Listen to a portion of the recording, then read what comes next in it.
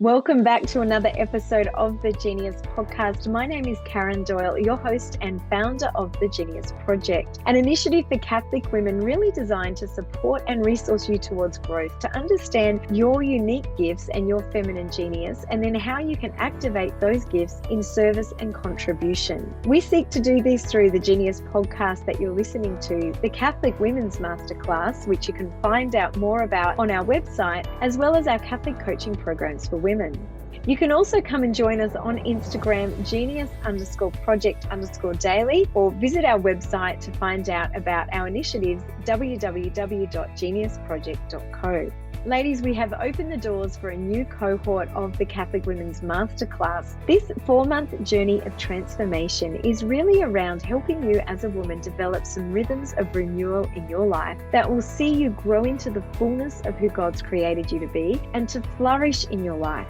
Sometimes we can get caught up in the busyness and we feel that life is actually happening to us rather than for us. In this masterclass, we really go back to the basics and we look at how we can design a life of intention so that we can flourish and experience the fullness of the life that God intends for us. If you'd like to find out more about the masterclass, you can visit the website www.geniusproject.co. Over the last few months, there's been passion and a fire really burning in my soul around the role that we have as women to take a stand and to have a voice against some of the forces that are at play in our culture.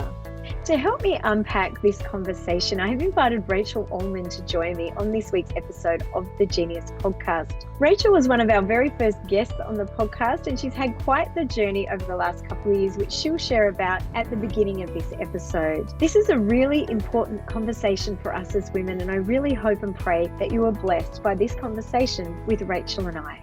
Well, Rachel, welcome back to the Genius Podcast. I'm so excited about this conversation and so excited to see your beautiful face and have this talk today. Oh, thanks for having me. I really love the podcast. I love listening to all of your guests, and it's an honor to be here. Well, so grateful. You were, I think, one of our very first podcast guests many years ago, and you have such powerful insights, and I just love your approach to this whole area of being a Catholic woman and really discovering not just our gifts, but where we're called to stand up and activate those gifts in service and contribution to everybody around us. Because even if we're staying at home with our children, we're still called to this life of contribution and service. So I'd love to hear a little bit about your background, because it's been a couple of years since we launched the podcast, and I guess your journey, what you're doing now. Would you share a little bit about that with us?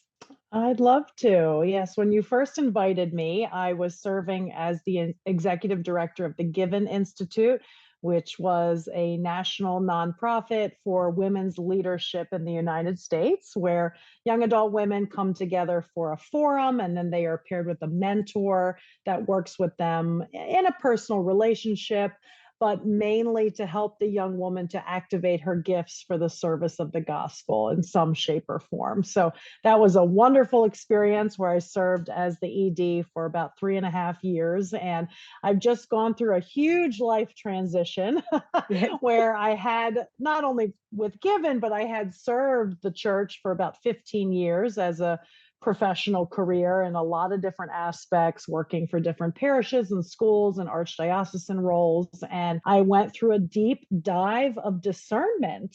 And I would really recommend a book that helped me through that process. It was written by David Clayton. Have you ever heard of David Clayton? No. Okay, so it's called The Vision for You. Thankfully, I have it right here. And so the book is called The Vision for You, How to Discover the Life You Were Made For. And I had a dear friend who works for Endow, and I'm sure you've heard of Endow before, another women's apostolate. And she recommended this book to me. And David Clayton is a convert to the Catholic faith, and he told his story about really turning from atheism to Catholicism, all under a mentorship that took place with a man that he respected and spent a lot of time with. And this man didn't really bring God into the conversation for a long, long time. But one thing he challenged David to do was pray the Serenity Prayer. And so I started praying the Serenity Prayer. And I'm sure we've all heard it. We've had Yes. friends who've gone through AA or different 12-step programs where the Serenity Prayer is a crux of that. And for me, a lifelong Catholic, I turned more towards the rosary, right? Novenas, those types of things in times of transition, despair, when I really needed the Lord. Well, this time it was the Serenity Prayer that really helped me. And so, Mm. just very simply, right? Asking the Lord to give you the courage to change the things that you can. And Yeah. the wisdom to know the difference from the things that you cannot change and to accept those things. And so, sharing about praying the Serenity Prayer daily. And what also was very important was I prayed it on my knees. I knelt down physically. And that also was something I hadn't done in a very long time, was Okay. the posture of being smaller than God, right? That he is the divine authority. He is the author of all things. And it was an incredible experience. And I really believe that that is what helped me to be open to this career change that I have undergone. So I no longer work for the church. I actually work in the political realm, and I was hired by 3 local delegates in the Maryland General Assembly, and I serve as their communications director. So a complete 180 So different. from Yes, from working solely for the Catholic Church. And one of my delegates is Catholic himself, the other 2 are Christians. And it has been really exciting for me to take all that I have learned from my church career into the public square. And especially right now in the United States, but really particularly in Maryland, they call Maryland the next California. So in Okay. Maryland, we are facing a lot of topics and issues that are very antithetical to our Catholic faith. And so I am taking the Joan of Arc warrior mentality Fantastic. into my day-to-day job. And what's really wonderful is that I might not have been open to this if it weren't for going through this true examination of what I felt the Lord had given me in terms of my gifts, but also what he was asking of me to do with my gifts. And for so long, I really only believed that I could serve him best, served him perfectly by working in the church. Yeah. And now I know, and I'm open to the fact that that's not the case for everyone, and that we are called to be light to the world and to do that in some of the darkest places. Yeah. And Amen. so, yes, that's my new role, is working in the State House in Maryland. Such an interesting jump. And I would actually say, not just in the United States, but I think all of these issues are unfolding around the world. And we definitely are experiencing that here in Australia.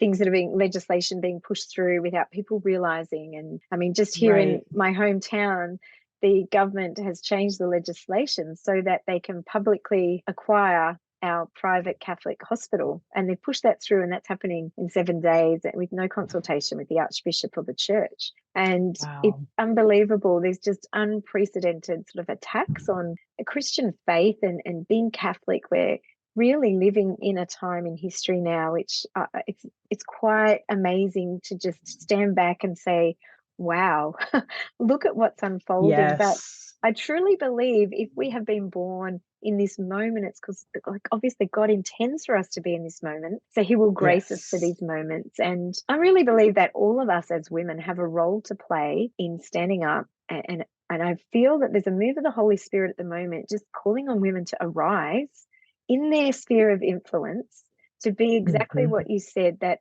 witness to light, and to be light and love in this culture, in these very, very dark times that we're living through. Well, one of my very favorite heroines is Esther.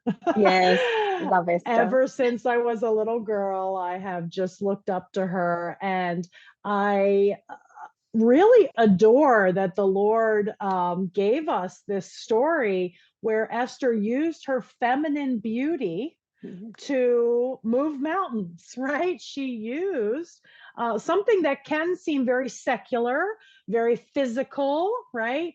To really do God's work and to save her people. And that has always been an inspiration to me. But I think, especially now in this time where it feels like you are literally pushing against these heavy doors that it would be impossible to do without grace, right? Yes. And how can Amen. a weak woman, right, push through this force that is against us? And she is a role model for me. And I always think about, for such a time as this, that Yeah. you've been designated for this. And I really do believe that this change and this transition in my life was for such a time as this. There was a really, really important fight that we underwent in Annapolis, which is the capital of Maryland, over school curriculum in the state, where there's curriculum that is in public schools that is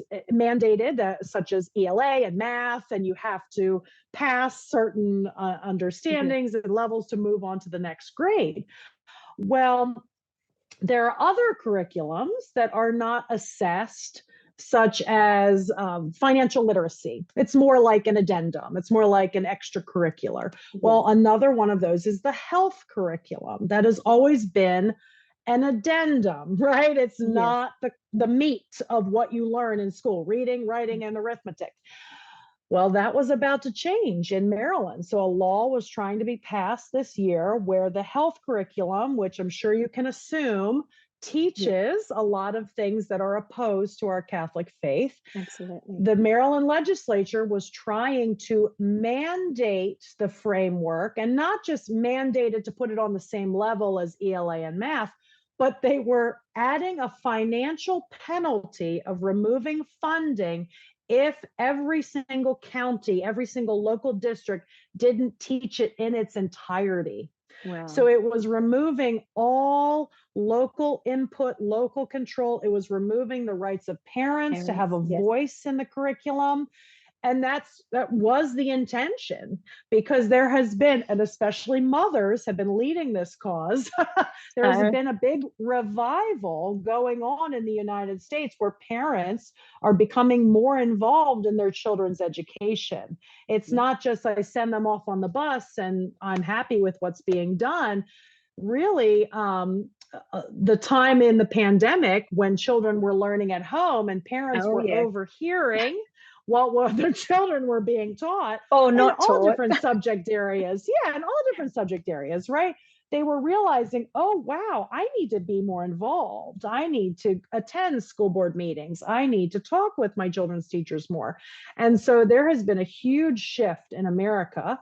And unfortunately, a lot of states and legislatures have been trying to suppress the rights of Yes. parents. So, my point being, it was no accident that I was in this job when this happened. And so my delegates and other delegates and senators fought against this and fought hard, and praise God, the bill didn't pass. I mean, it was one Amen. where typically the majority wins, right? But in this case, because so many parents came out and spoke against the bill, they were witnesses that came out to testify in good conscience. Even the majority of the power couldn't pass the bill. And so it was a very exciting moment. And knowing that children were protected and their innocence was protected, and that ultimately parents were given the authority to teach their children these sensitive topics at their own discretion.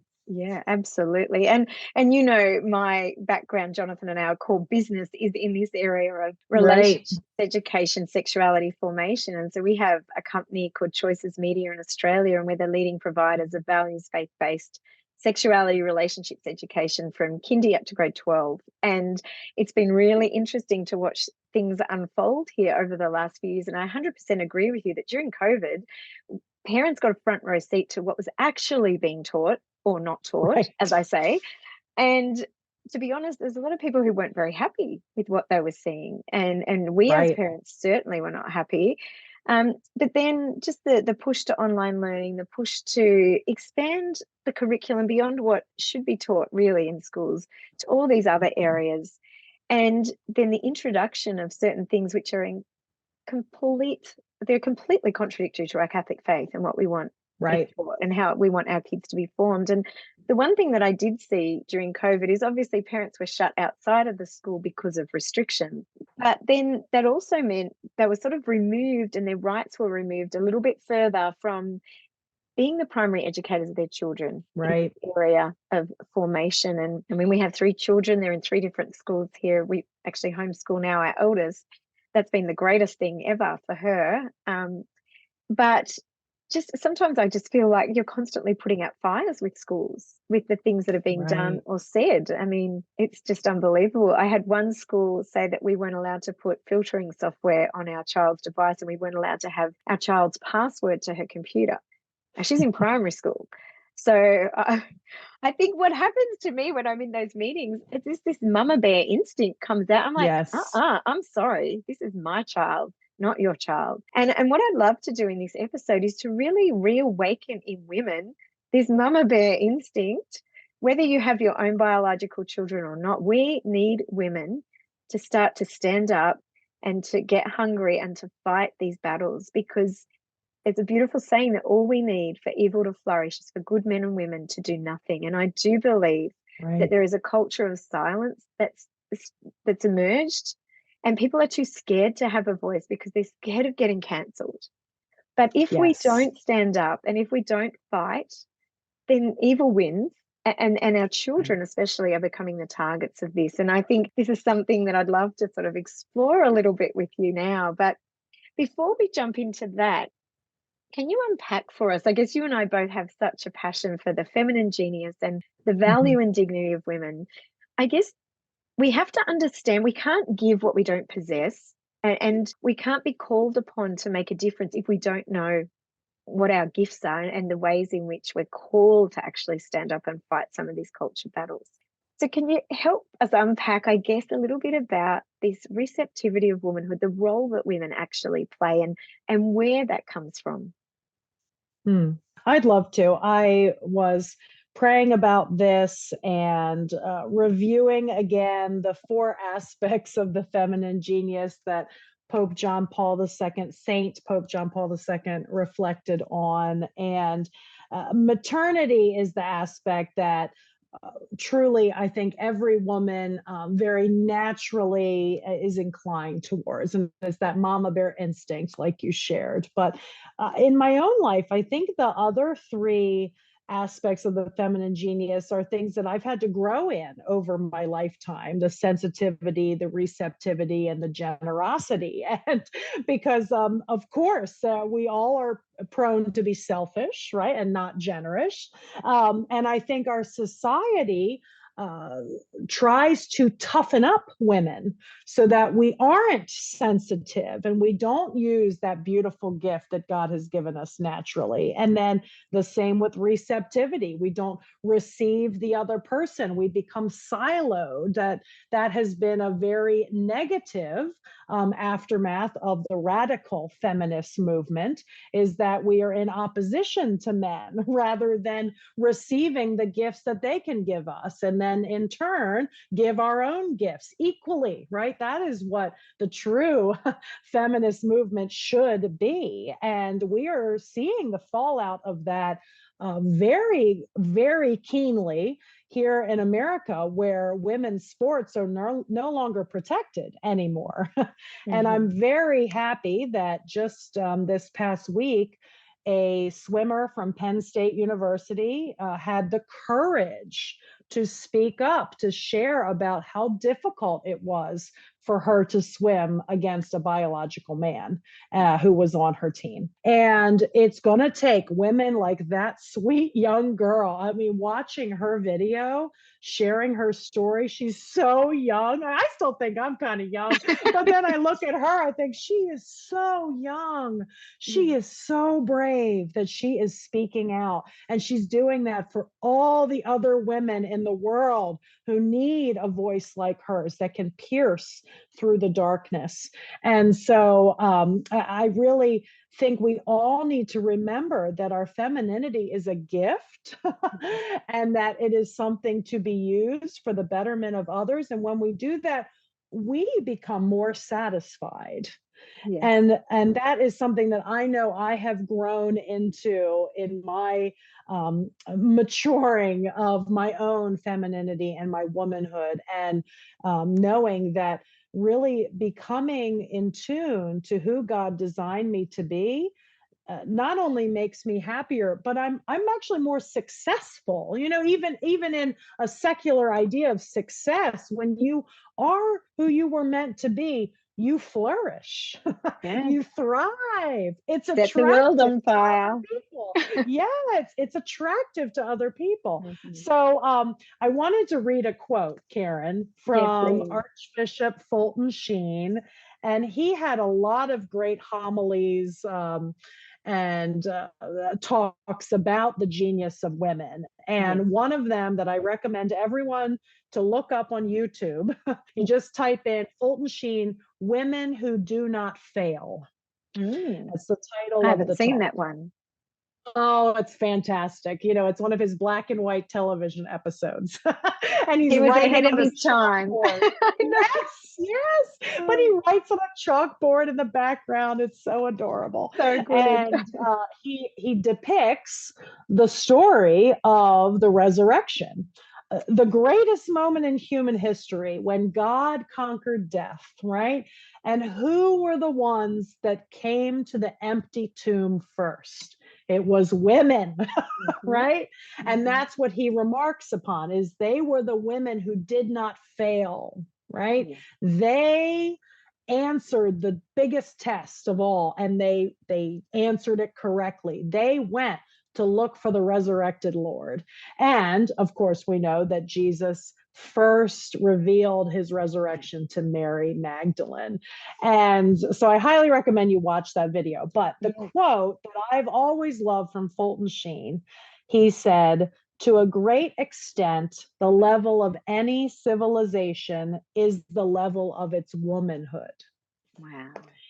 And I've prayed on that quote many times. And I know just in my own family, as the mother and nurturer and protector of my own children and guardian of my husband, all these things, it's up to me. You know, a lot of that is the level of my womanhood, right? Am I fully embracing my feminine genius? Am I living who God has called me to be? Because that will lead my family to also do that. That Mhm. will lead others around me in my parish and my community. And it's a great call to action when Mhm. Fulton Sheen says that my individual choices of being the woman God called me to be impacts civilization. Yeah. It impacts so much more than just me. Amen. So true. And as you just said that, I just wrote that down just so I wouldn't forget. But the other line that I am reminded of as you speak is Mulieris Dignitatem. That opening paragraph that John Paul II begins Mulieris Dignitatem with is, the hour is coming, in fact, it has come, when the power of Yes. women is being acknowledged in its fullness. This is a power never to have achieved before. But he makes the point that it is women who are filled with the spirit of the gospel will do so much to aid humanity in not falling. And I think there is a call like on us at the moment. I really sense this in prayer. I sense it in my conversations with people, that there is a mandate on us as women to start to step up and to step out. But we can't do that unless we understand our gifts, the gifts that God has given to us, and also being filled with that spirit of the gospel. Because there's no Mm-hmm. point running into just battles endlessly for the sake of it, or power to the women, unless we're bringing a different spirit to that situation. Because we don't just want to have the battle, we want to transform that situation. And that The transformation Mhm. happens through the grace of God, and that happens when we have opened ourselves to be full of His grace, to be bearers of His image. I think it's so Right. important to remember that. And that, so the invitation for women, I think, listening is really to cultivate that soil in their own soul where Jesus can just abide and where He's present, so that then you take Him into every interaction and everything that you do. That's so true. And I have been thinking more about my spiritual motherhood as well. Mm, And not just my physical motherhood of my three children, but my spiritual motherhood of so many. And I want to honor all of the men and women that God has entrusted to me. Right. That's the gift of our femininity, is we notice the other, right? We feel the pain that others are feeling. We notice when they are left out. We notice when they're struggling. And that has been something too in this time of transition in my life, where I truly have a more flexible schedule. I am more available. I am not just more available to my three children and my husband. I am more available to the community at large. And this is a cute and a silly example, but I'm volunteering next week at Vacation Bible School. good on I you. haven't done that in years, right? But I just really felt, no one asked me to. I just felt convicted, thinking, why aren't I doing this? I have the time. I'm dropping my children off to go. I should be supporting the event. And I'm really looking forward to it. I'm looking forward to being a witness to hundreds of other children in my parish, and Yeah. hopefully their mothers and fathers as well. And I just have been trying to ask the Lord to make those moments more noticeable to me, right? That I Mm. listen to those promptings of the Holy Spirit of, this is someone or something that has been entrusted to you. I want you to do something about it. Do something, Rachel. Yes. And I want to respond with the yes, receive that call, be receptive to it, and do something. Yeah, so we look at Mary's yes, and I think that's the invitation there, is to say yes to those inspirations of the Spirit. But to do that, we have to have cultivated this life of prayer and being attuned to the presence of God in our everyday life and situations. Oh, Yes, it's true. I also have been um I've my whole life I have been I love the Blessed Mother. I love praying the rosary. I love reflecting on her life. And I see Mary as pretty spunky. I don't envision the Blessed Mother as the quiet woman in the corner. I have always envisioned the Blessed Mother as a great leader, and as one who led the disciples and led Jesus's followers. And the story of the wedding at Cana is one of my very favorites, because she told Jesus what to do.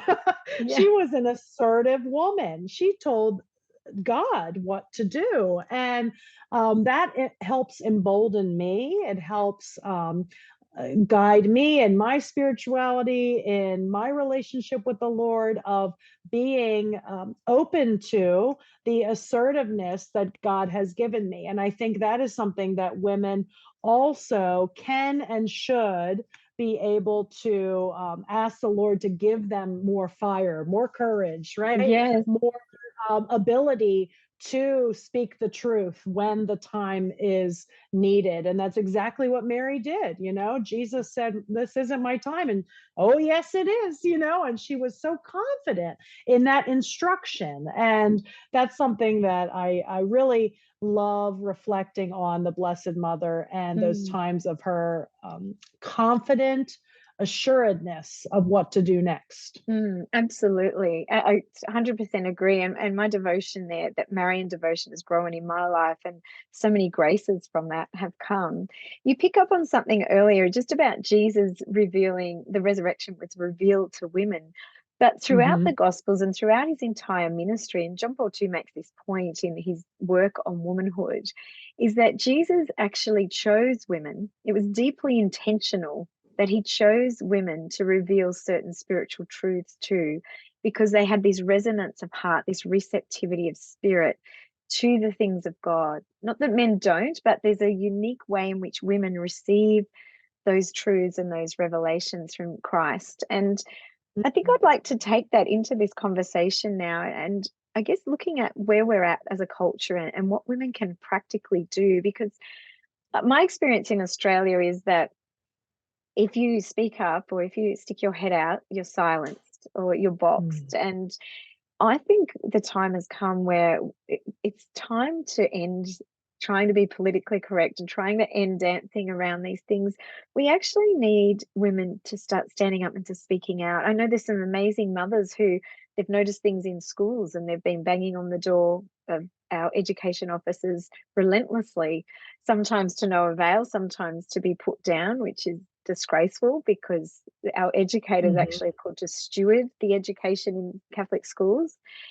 But I think women and mothers particularly play a crucial role. And so I'm interested, Rachel, just your thoughts on how women can be more involved, how they can actually do something. Because the reality is, I know a lot of women who are trying to write letters to schools or to education boards or to politicians, and they're like, well, what's the point? Nothing's ever going to change. And it's tiresome, Right. it's exhausting, it takes a lot of time to craft these letters and only to be met with resistance. But that's not a sign of that we shouldn't do this. Have you got some Right. thoughts practically about what women can do? Because I think the time is coming. In fact, I think it's right now where women need to find their voice, where they need to start Mhm. standing up against some of these forces that are at play in culture. And they're not going away. They're not going to Right. settle down because we don't say anything. They're accelerating at an unprecedented rate. And we need to be protective of our kids and culture. So Yes. how can women practically, I guess, do certain things around this area? Well, Karen, this certainly hits close to home because it's exactly what my husband and I had gone through in the past 4 months. So we were the ones knocking on the doors and writing the Okay. letters.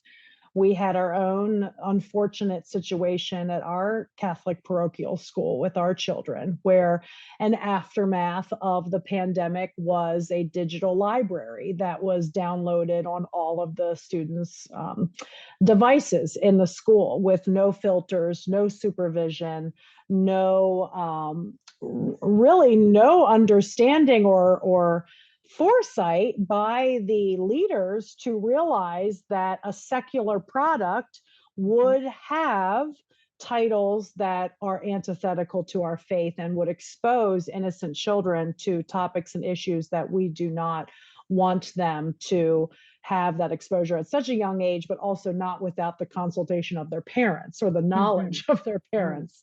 So, what I would want to say to all of these mothers is that your voice matters, and you may not get gratification instantly, but it will come. And there are many parents who reached out to me after we spoke out and all that took place. There were some local media outlets in the United States that covered the story, and parents who were so grateful that someone spoke up because they had no idea that this product existed and they had no idea that their children had access to it. And so, while unfortunately, um, our daughter was a victim to the negligence of the school to have this at her fingertips. Thankfully, our work has stopped it from being accessible to other children. And there are other dioceses and other schools across the country that are investigating this, and hopefully the same will happen there. Well, they will just eliminate the product. Mhm. There were parents who reached out to us in our own community saying, thank you for standing strong. Thank you for holding tight, sticking your feet in the mud, because we could have given in. You know, we could have just said, oh, well, it was an accident. All right, well, but no, we knew that this had been going on for years, unfortunately. And it really was my mama bear conscience, Mhm. that woman's intuition, that when my daughter, we were sitting at the dinner table, she said, I was reading on Epic today. And then I almost felt like I was going to vomit. That's how I felt when I just sat there and I realized that my 8-year-old was on a library device that I had no idea what it was. I had no idea what was on it. And what's going on in our culture right now, of course I knew what was on it. Of course I did. And so that very night, I said, Tony, we have to investigate this. We have to know what it is. And sure enough, it's what my dreaded conscience, that moment where my gut just felt ill, and I was right. And so I just want to share with other mothers that to know yourself, know your family, know your children, and do something when you're kicked into high gear. And you might not get support quickly. You might Mhm. not get the response that you want, but being that brave voice is important. And there are other people that just don't have as much courage as you do, but they need you to be the one to say it. They need you to be the Absolutely. one to step up. And that's what a lot of parents did say to me. They said, we couldn't have done this, and we needed you to be the one to do it. Amen. Amen. It's so true because I think everyone is feeling certain things, but they need a warrior. They need someone to give them the permission as well and then to empower them. The other thing I'd say is that to parents is just find out what is being taught in the classroom. Don't be afraid to ask. I mean, Right. I in the work that Jonathan and I do, we know of many schools in here in Australia that flat out refuse to release the book list to families. And so that is a great big red flag, and that's just Right. completely unacceptable.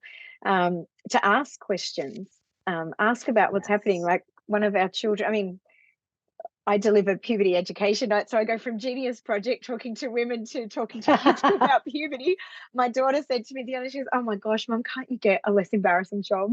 But but I mean, this is sort of our bread and butter, really. Genius Project is my ministry, Right. but when I'm my daughter, so my child was going through puberty education in primary school, and I started to ask questions, and the school was completely closed. I said, could we have a look? No, we won't show parents. And I found out through her portal that it's a government resource, which has a number of things that I'm not okay with, but it's also the Right. way in which human sexuality is taught. It's frivolous and it's lighthearted and it's made fun of and it's a joke and there's just this irreverence to the changes that girls are going through with boys in the class and the way Right. that it's spoken about. And I have a really big problem with that. And so I sort of went to war with this school, just sort of Hmm. kept pushing and someone said, why do you bother? I said, well, because it's actually not okay. Like they're meant to be writing to parents to say, this is coming up, this is what will Right. be covered. When I challenged them on that, they said, oh no, we don't have to let parents know. I said, well, actually you do. Yes, they And it's do. really Hmm. important. And I thought you're picking up, you've met the wrong family here because this is our bread and butter. We're the Yeah. experts in this area. But I just, people need to know, parents need to know that they have a right to ask questions. They have a right to withdraw their children. Yes. They have a right to see what is being taught, um, and not to be afraid and to hold schools and educators accountable. Um, I think there's this Absolutely. move to withdraw and to really fracture that relationship and to destabilize the role of the family, destabilize the role of parents as first educators of their children. And I think there's a passion in me that's growing. It's always been there, and we do this in our work, but to really start to encourage women to step up, to stand out, and to start to, I guess, make a difference in this area because Amen. we'll Hmm. continue if we stay silent. I agree. And it's the very simple task of asking the question. That's not an aggressive move. No. And that is what is disappointing, is that suddenly the walls go up when the parents start asking questions. That is And another red just flag like right you there. said, That's a red flag. You suddenly know that you're not a partner in your child's education anymore. You're being treated like an enemy. And that is what happened to us. We asked for access to the book list. We were told they couldn't find the password, which we knew was untrue. I had evidence, I had screenshots. I knew that that was not true. And so our trust was completely broken. It wasn't just the Catholic understanding of children being entrusted to their parents and we are the primary educators of our children. It was we've got some legal issues going on here that suddenly we are not being shown what our children had access to in the school. And the amazing thing about the specific product that we had a problem with is that it seems pretty intentional how it was designed to weed out parents. So this app is available for free to schools, but not to parents. Parents would have to pay a fee to subscribe to the app. But if you have a school email account, you can get it for free. But also, even if the school does share access to the parents, it's only open between school hours, which is from 8 a.m. to 3 p.m. And suddenly access is shut off. Access is not available on the weekends. And you think we are now in a society, at least in America, where pretty much every family has to have a dual income to survive. And so most parents are working during the school day. They are not able to sit and research this app and see what their children have access to and see what they are reading. And so, for multiple reasons, parents need to be asking questions, and even questions you'd never think you would need to ask. You would never think that you have to dig that deep to realize what's happening in Yeah. schools. And we not only need to know this for our own sake to make sure that we're protecting our children to be good parents, but we have to do this for the sake of other families as well.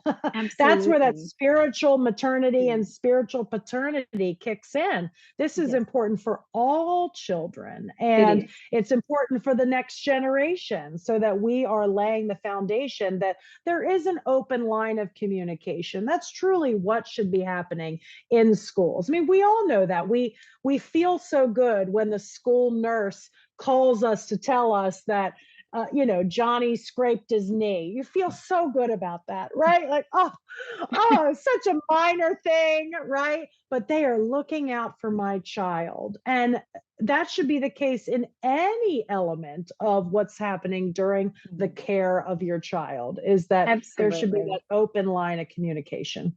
Yeah. So, look, Rachel, bringing it back, like that's what's happening in schools. But I also think in some places we've abdicated, or some parents have abdicated the role in the home to tech as well. And so we're talking about protecting our kids in the school, but also we need to be a little bit more vigilant about what's happening in the home. We need to be really good stewards over the Mm. influences, the forces that our kids are accessing through recreation or whatever it is, social media. Technology has fundamentally shifted the landscape for parents when it comes to parenting children. And so I Right. think we just need to be vigilant on that front as well.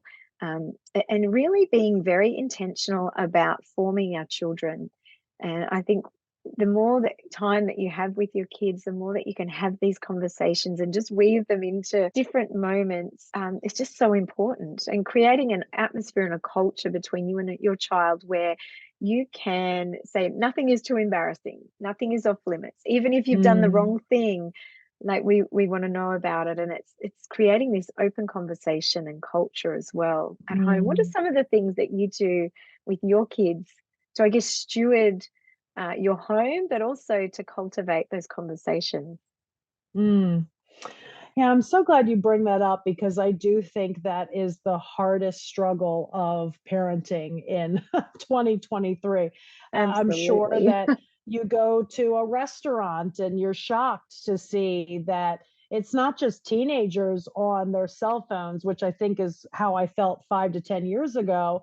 Now it's toddlers that are sitting with a iPad at the dinner table at a restaurant, and you can't even get through a meal without being a slave to a device. And that is a constant struggle in my husband and my decision making of how to balance our day. And right now it's summer break here in America. So that is what so many families are facing right now, is how do we get through our summer day without having the TV on Yeah. all day, or having them watch YouTube videos, etc. So I I've recently been just inspired by the stories and the lives of the saints. And you think about how abandoned they were to the Lord, right? And he reigned first in their hearts. And I've just been feeling called to ask for the intercession of Blessed Pier Giorgio Frassati, who is an amazing patron for the youth and young people, and one that I think every parent should ask for his intercession. But I wanted to bring him up because I came to Australia in 2008 for World Youth Day. I was leading a pilgrimage, and I actually saw his body at World Youth Day. They physically brought him in a casket to be venerated at that incredible event. And I remember going to this prayer service at the cathedral, where first you sat and all of the pilgrims listened to some speakers reading some of his letters to his loved ones, which was a very moving experience. You know, a young man, he died at age 24, who had given his entire life to the Lord, serving the poor, but he lived his life fully. You know, his motto was verso all'alto, to the heights. So he was a rock climber, he was a hiker, he smoked cigars. You know, he was a manly man, right? He did it all, and very engaged in his in life and all the good things that the Lord has for us. And so I'm sitting there in the cathedral hearing these beautiful letters, and just, you know, his life came alive when you hear these things. And then you could walk up and kneel down and venerate his body. And I have a picture of when I was there, that Oh, moment. do And you? I have kept this Oh, on my desk wow. ever since then, since 2008, because I was so moved by the very simple wooden casket, right? Nothing Mm. fancy, nothing gaudy, but especially behind it, there's a mosaic where Jesus is conquering death. It's the moment of the second coming, when the dead arise again, right? The tombs are broken, and you see in this mosaic, Christ is stomping a grave. He's breaking the chains of death. And I remember being so moved by that moment, kneeling before the saint's body, the blessed's body, and looking at this image, and just knowing that there's there's an eternal life. There is more than this life.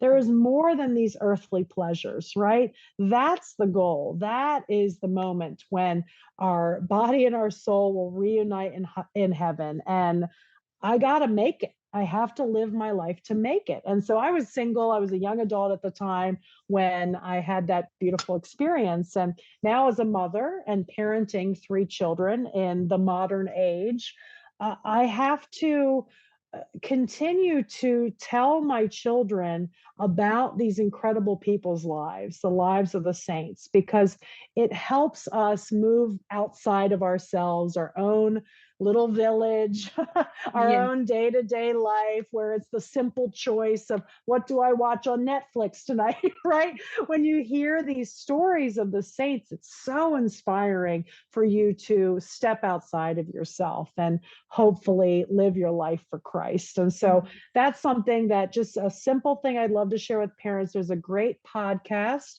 called Catholic Sprouts. Okay. And it is a beautiful, very short, 5 to 10 minutes a day, that tells a story of a saint for children. Oh, And I beautiful. really recommend it. So I think that's a healthy use of technology. Yes. you Yes. And we know, don't want to go too far the other way, obviously, but it's yeah, good as yeah. well. Exactly. We just got an Alexa this past Christmas, and so really all we use Alexa for is listening to podcasts, and then every once in a while a couple fun songs. So we'll dance around the kitchen, and I that has been very helpful for our children to listen to that podcast and be inspired by the Fantastic. lives of the saints. Catholic Sprouts, is that what it is? Hmm. Okay, we'll pop that in Catholic the show sprouts. notes as well. Oh gosh, Rachel, it's amazing, isn't it? Like, just sometimes we can get so busy in the everyday and forget just what we're actually called to steward. I find that in my life, as a mum, I have a 16, 14, 12-year-old child, and they're reaching those teen years where I feel like I actually need to be far more present now than when they were little. But life is busy and it's full. And Right. so, how can we, as women, as mothers, get that balance so that we're really honoring our vocation and stewarding the lives of our children well? Hmm. Well, so you have to know what makes your family tick. Mm, For us, we love to play games together, and that is a very bonding experience. It's also how, in my husband and I, in our dating relationship, we would go to trivia once a week. It your was thing. so much fun. Yeah. It built the competition aspect in us, and we got to know each other really well. Especially with the trivia game, right? You're learning about different topics. You find out who that person is, what they're interested in. And so that is something that has been really healthy for our family. We not only have games on a bookshelf by our kitchen table, I have an entire closet filled with games. Yeah. and and it's something that we've chosen to share with other families too. So, especially in the winter months when there's not much to do outside, we invite families over for game nights. And it can be chaotic and a little discombobulated, but it has been, I think, a very healthy and just wholesome evening for families, because I have noticed parenting young children, a lot of times when families get together in homes, the parents will say, all right, the kids are watching a movie in that room, so we as the adults can talk in this room. And that can be great every once in a while, but I have found bringing the families together, parents and the kids all doing an activity together, are the most fun nights that we Mm, have. yeah, lovely. They really are. And you'll see a beautiful interaction of the men and women, and a beautiful way for the kids to look up and see healthy relationships, healthy understandings of one another. And it's something that I certainly recommend. Another thing that we do is a family Olympics. So that is Okay. something that once a year, that a group of friends, we come together and we host family style Olympics, and the kids are involved.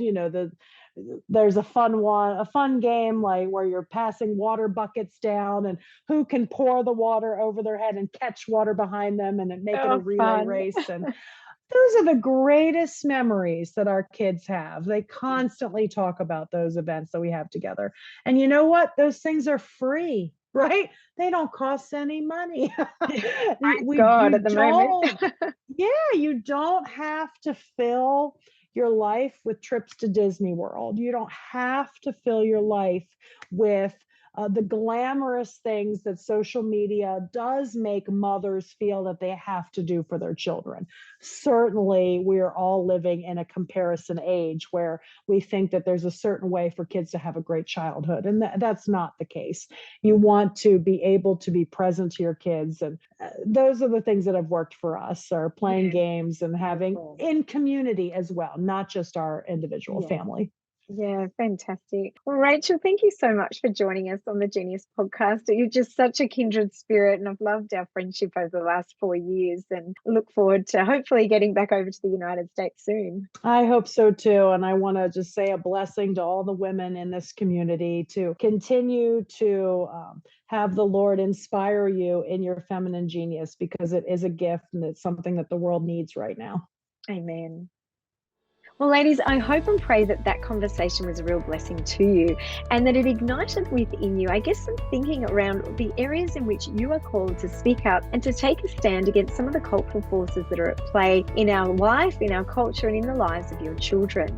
Never forget that you are the primary educator of your child and you are the best possible person to lead your child through their critical years of development. If you would like to be supported with some resources and some information on how you can navigate this, please send me an email, karen@geniusproject.co, or if you're interested in resources to help you speak to your children about these critical topics of development, you can visit our website, www.choices.com.au. And choices is spelled CHOICEZ. We have some incredible resources for schools and for parents to really equip you and to help you teach the topics that matter most. Until next week, have a beautiful week and God bless you.